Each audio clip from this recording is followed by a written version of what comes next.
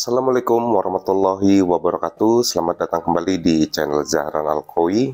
Masih di segmen Zahran Bercerita. Di kesempatan kali ini saya ingin sharing cerita yang saya dapatkan dari Ibu Yati. Ibu Yati ini adalah orang tua dari salah satu teman saya yang kejadian ini terjadi pada tahun 80-an. Di mana kala itu Ibu Yati baru saja menikah sekitar 1 tahun. Nama suaminya yaitu kita sebut aja Bapak Yatno. Ini semua nama yang ada di cerita ini sudah disamarkan ya. Baik, Ibu Yati ini ikut Bapak Yatno ke sebuah kabupaten di salah satu provinsi. Karena Bapak Yatno ini bertugas sebagai pegawai negeri sipil. Dan kebetulan mereka baru saja dikaruniai seorang anak perempuan, masih berumur 5-6 bulan kira-kira. Dan karena mereka ini tidak tahu akan berdomisili di kabupaten itu lama atau tidak, sehingga mereka mencari sebuah sewa kontrakan yang ukuran sederhana. Bisa dibilang itu rumah bedeng ya. Rumah bedengnya ini ada 3 kapling, di mana yang sebelah kiri ini ditempati oleh 2 orang pegawai, tentu saja pegawai negeri sipil juga. Di posisi yang tengah, itulah yang disewa oleh Ibu Yati dengan Bapak Yatno dan beserta putri kecil mereka. Sedangkan yang di sebelah kanan itu ditempati oleh seorang ibu parubaya, kita sebut aja Mbah Minah. Mbah Minah ini tinggal bersama cucu laki-lakinya. Mbah Minah ini mempunyai usaha bukan nasi pecel gitu di teras bedengnya. Baik, yang namanya karena penghuni baru, tentu saja Ibu Yati dengan Bapak Yatno ini silaturahim, berkenalan dengan tetangga sekitarnya ya. Yang lebih penting ini tetangga kiri dan kanannya yang di rumah bedeng itu. Singkat ceritanya, setelah tinggal beberapa hari, saat masuk ke minggu kedua, Bapak Yatno ini mendapatkan tugas harus mengawasi kerja di lapangan. Karena Bapak Yatno ini di pegawai negeri sipil di bagian Bina Marga, tentu saja Bapak Yatno ini ada kalanya turun ke lapangan untuk mengawasi pekerjaan jalan yang dikerjakan oleh pihak kontraktor. Di tahun 80-an itu telepon genggam tentu saja masih belum ada. Telepon rumah pun itu masih sangat langka, hanya orang-orang yang memiliki kekayaan lebih yang punya. Jadi komunikasi Ibu Yati dengan Bapak Yatno ini, saya tadi lupa ya, Bapak Yatno atau Bapak Yanto tadi saya nyebutnya. Jadi komunikasi Ibu Yati dengan Bapak Yatno ini tentu saja komunikasinya sebelum Bapak Yatno berpamitan.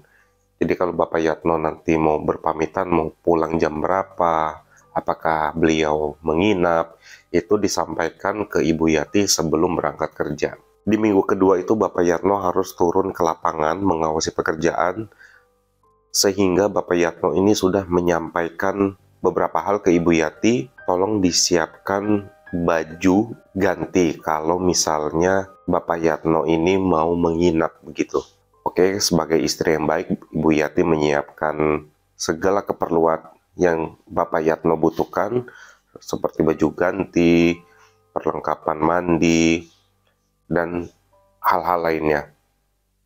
Oke, setelah berpamitan, nggak lupa Bapak Yatno ini juga mencium putri kecilnya yang sedang tidur. Kemudian Bapak Yatno berangkat menuju ke pekerjaannya, ke lokasi pekerjaannya.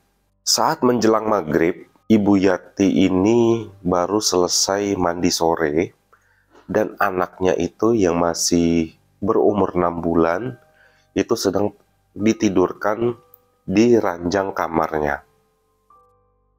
Saat Ibu Yati masuk ke kamarnya, anaknya ini sedang matanya melek dan ketawa-ketawa sendiri.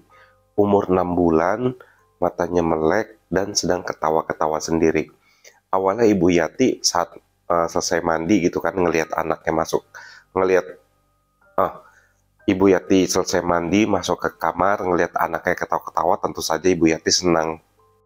Anakku udah bangun, lagi main sama siapa, kayak gitu kan. Ya anaknya sibuk sendiri, pasti juga belum mengerti sama yang diomongin ibunya. Tapi saat Ibu Yati menutup pintu kamar untuk berganti baju, sekilas Ibu Yati ini kan saat menutup kamar itu kan matanya menghadap keluar ya, ke arah keluar. Jadi saat menutup pintu, Ibu Yati itu sekilas melihat bayangan hitam itu melesat dari sisi sebelah kiri ke sisi kanan. Jadi saat mau menutup tinggal beberapa senti lagi, bayangan itu lewat. Ibu Yati kaget, langsung refleks ngebuka, dia ngelongok kan ke arah kanan itu, ke arah kamar mandi dan dapur. Kosong, di sana kosong. Walaupun lampu penerangan sudah dinyalakan, kosong, nggak ada apa-apa. Mungkin Ibu Yati berpikir, oh mungkin saya salah lihat.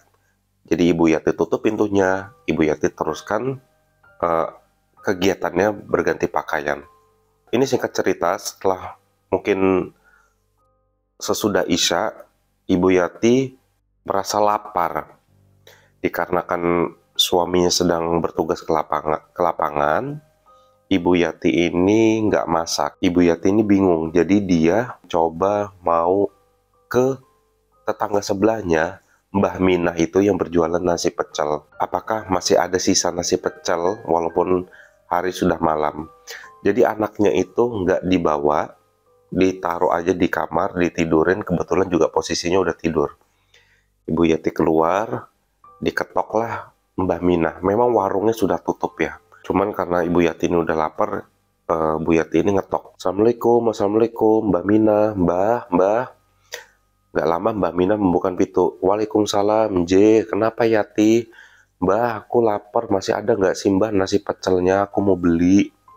Oh coba, aku lihat dulu ya, kamu tunggu di sini. Saat Mbah Minah itu masuk ke dalam untuk mengecek apakah masih ada sisa sayuran pecelnya begitu ya, tiba-tiba anaknya Ibu Yati ini menangis dari dalam.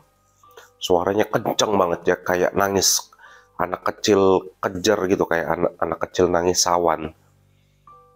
Ibu Yati panik, langsung Ibu Yati tinggalin rumahnya Mbah Minah, langsung masuk ke dalam rumahnya Ibu Yati. Di situ Bu Yati ini kaget banget karena kenapa? Saat membuka pintu itu ada bayangan hitam yang lagi ngelus-ngelus kepala anak perempuannya. Saat Ibu Yati masuk, bayangan hitam itu seperti kaget karena kepergok sama Ibu Yati. Lalu bayangan hitam itu terbang ke arah plafon, terbang ke atas kayak gitu. Ibu Yati langsung buru-buru gendong anaknya sambil baca-baca yang Ibu Yati hafal, terus lari lagi keluar ke rumah Mbah Minah. Ternyata Mbah Minah itu alhamdulillah nasi pecelnya masih ada ya, sisa porsinya sudah dibuatkan, sudah jadi, dan Mbah Minah ini sudah menunggu di teras depan rumahnya Ibu Yati. Yati, kenapa anakmu nangis? Saat itu juga Bu Yati baru keluar dari ruang tamu, nemuin Mbah Minah. Iya nih Mbah Minah, aku tadi ngeliat ada bayangan hitam sedang ngelus-ngelus kepala anak aku ini. Saat aku masuk, bayangan hitamnya itu terbang ke atas ke arah plafon. Astagfirullahaladzim, kata Mbah Minahnya. Ya wes nduk, kamu kalau misalnya takut, kamu tidur aja di kamar aku, kita bareng, atau mau aku temenin di sini. Kebetulan cucu aku ini juga masih main, kemungkinan nginep di rumah temennya. Jadi Bu Yati ini em, sebenarnya belum kenal dekat ya sama Mbak Mina, cuman karena ketakutan, mau nggak mau Bu Yati ini mengiyakan begitu. Ya udah Mbak Mina, kalau nggak ngerepotin Mbak Mina aja yang tidur di kamar saya gitu, daripada saya yang nanti eh, repot bawa-bawa anaknya, bawa-bawa keperluannya pindahan gitu ya. Oh yaudah, Mbak Minanya setuju, kemudian Mbak Minanya masuk sebentar ke rumahnya, ngambil segala sesuatu, dikunci pintu rumahnya, langsung menginaplah di rumah Ibu Yati. Singkat cerita, beberapa jam, anak Ibu Yati ini udah tenang, udah tidur lagi.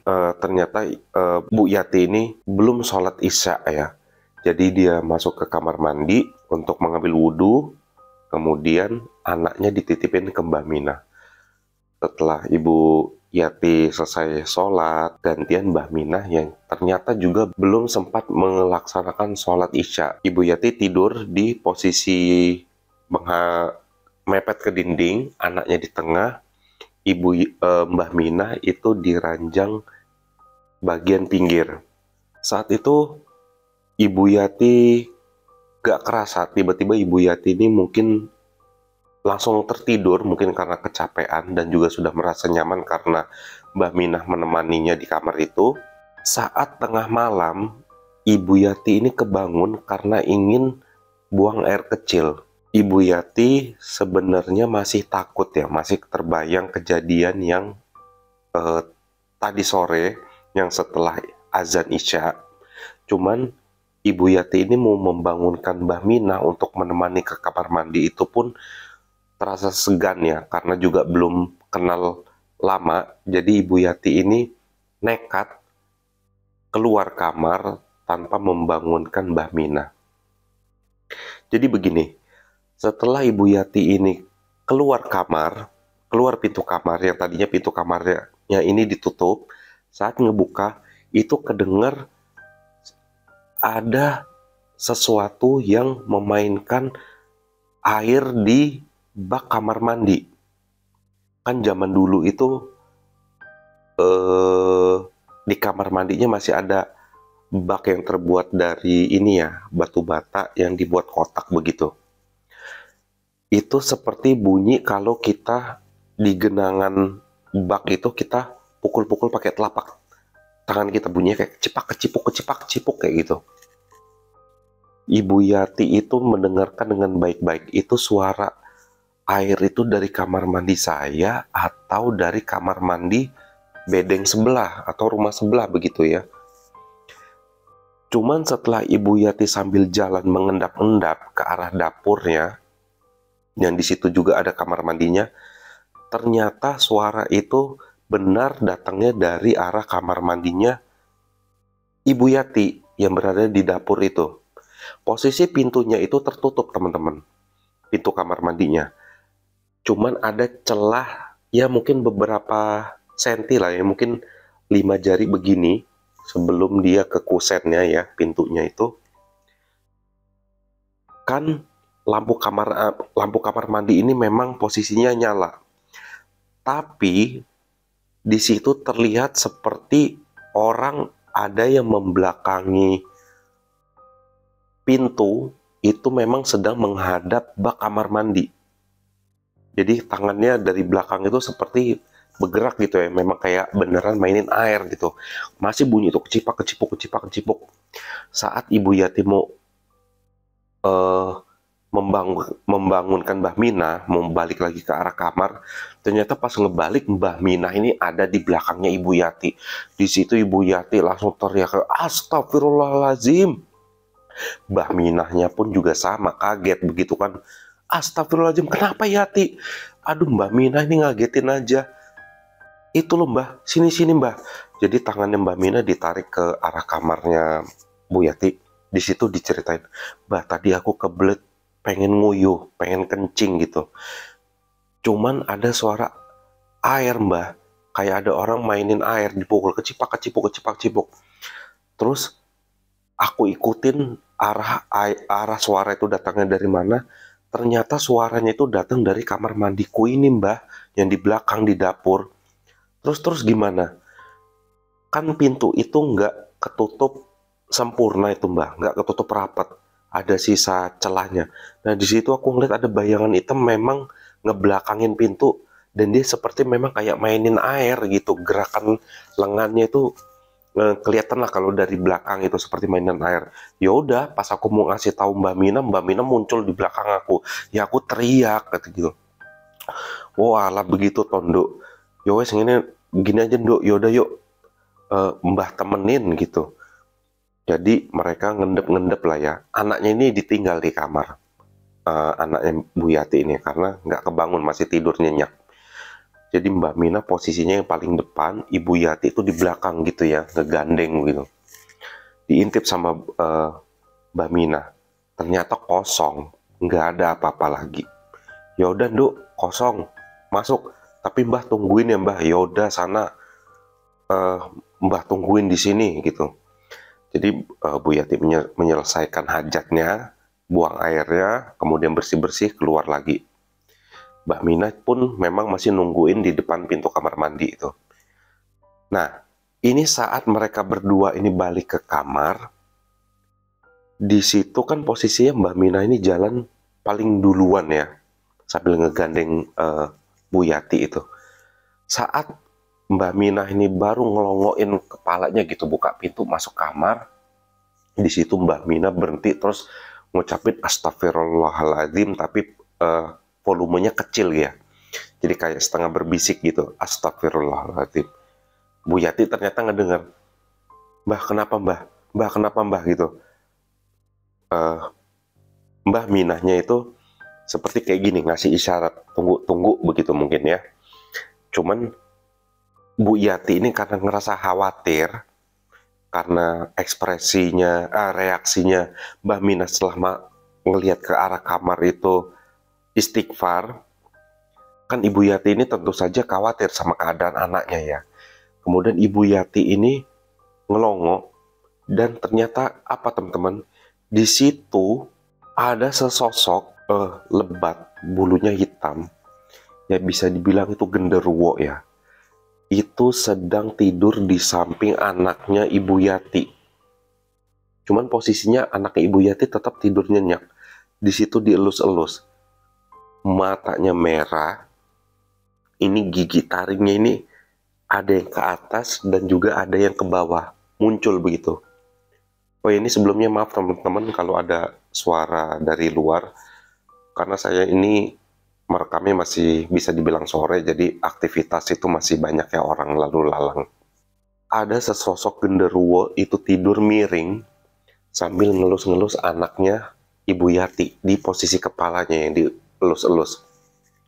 Di situ Ibu Yati mau teriak, cuman mulutnya kekunci, dengkulnya lemes, dan Ibu Yati hanya bisa mematung. Mbah Minah itu ternyata Mbak Mina ini memang mentalnya kuat ya, mental baja.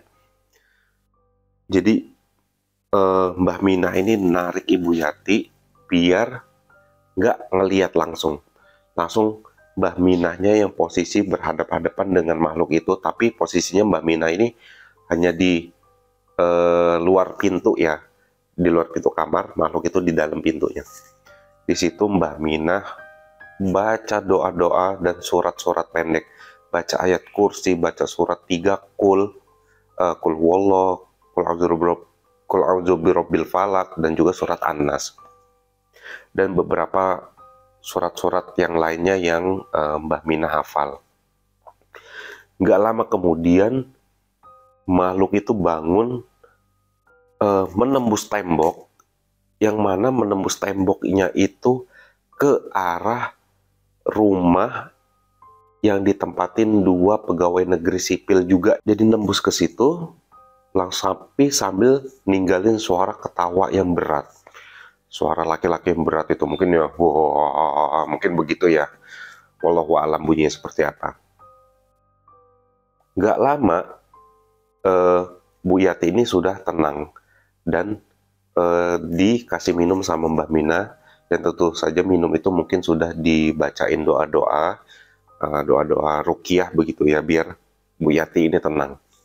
Setelah Ibu Yati tenang, Ibu Yati meriksa anaknya, digendong, dilihat apakah anaknya posisi badannya panas atau enggak, suhunya, dilihat ada nggak bekas usapan tangan si makhluk itu tadi, si genderuwo itu tadi. Ternyata anaknya aman, masih tidur nyenyak. Nggak lama, ada suara teriakan dari rumah sebelah yang dihuni oleh 2 pegawai negeri sipil itu tadi. Mereka itu 2 laki-laki ya. Mereka teriak dan juga ada bunyi kayak benda-benda jatuh gitu. Wah, brak bruk brak bruk brak bruk. Udah tuh terdengar mereka seperti membuka pintu depan rumah mereka. Dan di situ mereka teriak, tolong, tolong, tolong. Mbah Minah dan Bu Yati yang memang belum tidur karena mengalami kejadian sebelumnya, itu panik. Dan kali ini Bu Yati juga keluar sambil menggendong anaknya. Mbah Minah nanya, ada apa mas, ada apa mas? Ini Bu, tadi kami ini lagi tidur di posisi di dalam kamar. Tiba-tiba ada sesuatu yang seperti lari di atas ranjang kami. Jadi mereka tidur di satu ranjang lebar gitu. Mereka samping-sampingan dan seperti merasa ada yang lagi jalan di antara mereka di ranjang itu. Salah satunya kita sebut aja Mas Andi ya. Mas Andi ini membuka mata setelah tidur nyenyak itu membuka mata, dan alangkah kagetnya Mas Andi ini ngelihat ada sepasang kaki memang lagi jalan di depan muka. Pas di depan mukanya itu berbulu, kakinya itu berbulu lebat kayak gorila. Di situ Mas Andi langsung duduk, bangun duduk, astagfirullahaladzim, dan ngeliat memang makhluk itu makhluk yang sama persis dilihat oleh Mbah Minah dan Bu Yati. Gondrong, bulunya lebat, matanya merah, dan taring itu ada yang ke atas dan juga ada yang ke bawah.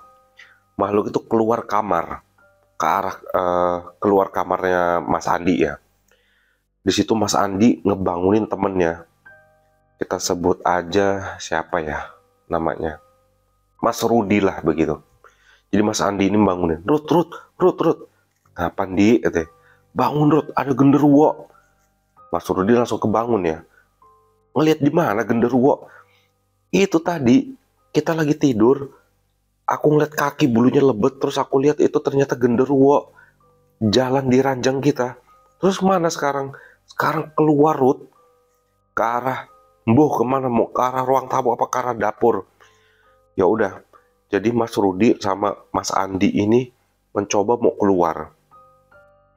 Saat keluar, mereka ini kan mau ke arah kiri ya. Kalau belok dari pintu itu belok ke arah kiri, mau ke arah ruang tamu.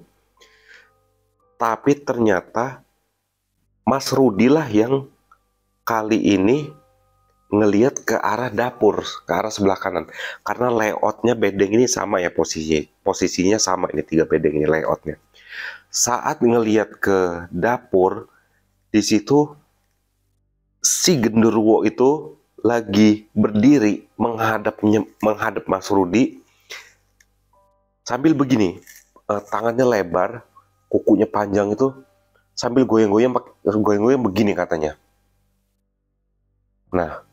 Nah, disitulah langsung Mas Rudi sama juga Mas Andi itu, Mas Andi, karena Mas Rudi kaget lari, dia astagfirullahaladzim teriak-teriak begitu. Mas Andi juga ngeliat.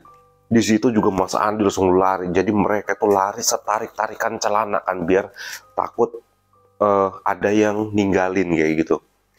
Segala rak buku jatuh, kemudian juga entah barang apa yang mereka senggol itu, karena posisi ruang tamu gelap ya, jadi mereka tabrak-tabrak aja. Ya udah, mereka berhasil buka pintu, ketemulah di situ sama Mbah Minah dan juga Bu Yati.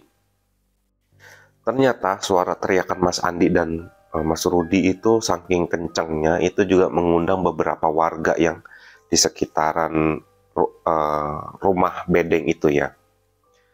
Beberapa warga datang, diceritakanlah kejadiannya. Singkat cerita, karena warga ini juga takut dengan kejadian itu, mereka juga nggak berani periksa masuk ke rumahnya Mas Andi.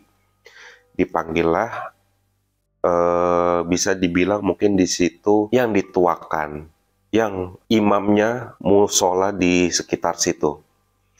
Kita sebut aja Pak Haji lah begitu ya. Dipanggil Pak Haji ini. Ya udah, siapa yang mau nemenin saya masuk ke dalam nih gitu. Saat Pak Haji itu udah di situ, nggak ada yang berani.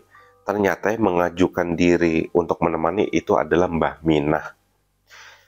Ya udah Mbah Minah, ini yang laki-laki ini juga pada nggak punya mental ini, badan gede, cuman nggak ada yang takut. Nggak ada yang berani, kata Pak Hajinya itu yang ngejekin warga dan juga Mas Rudi dan juga Mas Andi. Ya terus salah satunya letuk, ya Pak Haji kalau misalnya ngadepin orang mah, ya kami berani. Ini berhubung yang dihadepin makhluk begituan, ya kami juga takut gitu. Alah, badannya yang digedein. Yaudah, udahlah, untung aja ada Mbah Mina. Ayo Mbah, kita masuk aja ke dalam. Saat ini menurut ceritanya Mbah Minah ya, saat Pak Haji itu masuk dan Mbah Minah itu di belakangnya, memang Mbah Minah ini nggak ngelihat apa-apa. Cuman di situ tercium wangi kayak wangi kentang rebus di situ, di rumahnya Mas Andi dan Mas Rudi. Di situ Pak Haji langsung berkomat-kamit. Yang terlintas didengar sama Mbah Minah itu membaca ayat kursi, tadi itu ya surat Al-Ikhlas, Al-Falaq, An-Nas, dan juga beberapa surat lainnya. Dan di situ pun Mbah Minah juga membantu. Setelah beberapa saat itu nggak terjadi apa-apa,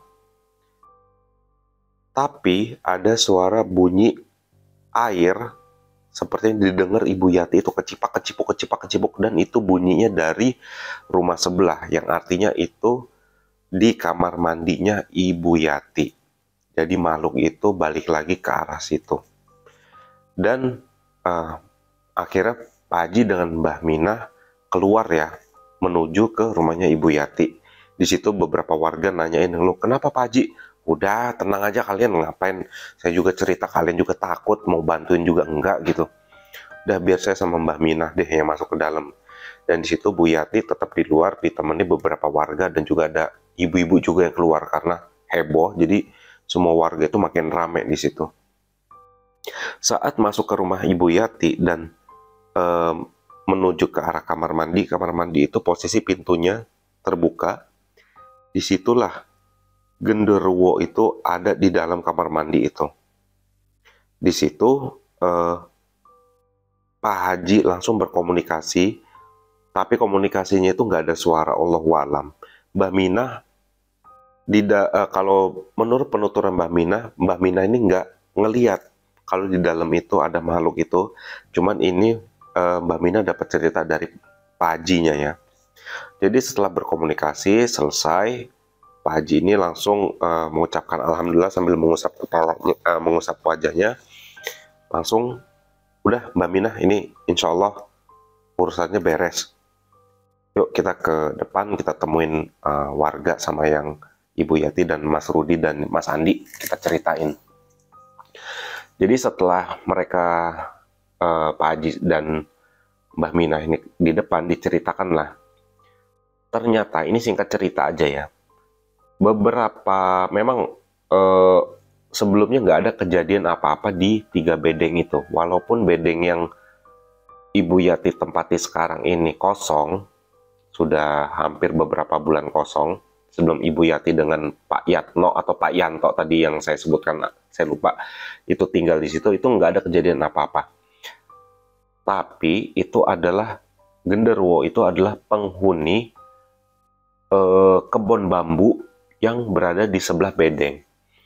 Genderuwo ini tertarik karena Ibu Yati ini membawa atau mempunyai anak kecil, anak balita, dan disitulah makhluk itu tertarik. Sebenarnya makhluk itu ya cuma iseng aja begitu kan, cuma pengen ngusap-ngusap, cuman ya namanya mungkin manusia kita ngelihat jin dengan penampakannya seperti itu kan tentu saja panik ya. Itu sudah bisa dibilang mengganggu gitu. Jadi tadi menurut penuturan Pak Haji sama Pak Haji itu disuruh kembali lagi ke tempatnya di kebun bambu dan dibilang jangan mengganggu, nggak boleh mengganggu anak ini dan juga siapapun. Dan alhamdulillah makhluk itu mau mengerti dan nggak minta syarat apa-apa. Dan alhamdulillah setelah kejadian itu nggak ada lagi kejadian-kejadian aneh. Ibu Yati pun setelah suaminya pulang beberapa hari kemudian diceritakanlah pengalaman itu. Tentu saja suaminya ini rada nggak percaya ya, cuman karena suaminya ini juga bertanya ke Mbah Mina, ke tetangga sebelah juga Mas Rudi, Mas Andi, akhirnya malah Pak Yanto ini yang malah agak-agak jadi takut kalau ke arah kamar mandi, walaupun Pak Yanto ini nggak pernah ngeliat. Jadi begitu teman-teman, alhamdulillah semuanya beres. Ibu Yati dan Pak Yanto tinggal di situ hanya kurang lebih 1,5 tahun. Kemudian Pak Yanto mendapatkan mutasi kerja ke daerah kotanya, ke ibu kota. Jadi itu dia cerita singkat yang saya dapatkan dari Ibu Yati. Ibu Yati ini adalah orang tua dari teman saya. Semoga Ibu Yati dan juga Pak Yanto dan juga keluarganya semuanya selalu sehat. Baik teman-teman, cukup sekian cerita yang dapat saya sampaikan. Jika teman-teman ada cerita, ingin berbagi pengalamannya, cerita horornya, silakan kirim via email yang ada di kolom deskripsi. Saya Hendro Kurnia, wassalamualaikum warahmatullahi wabarakatuh.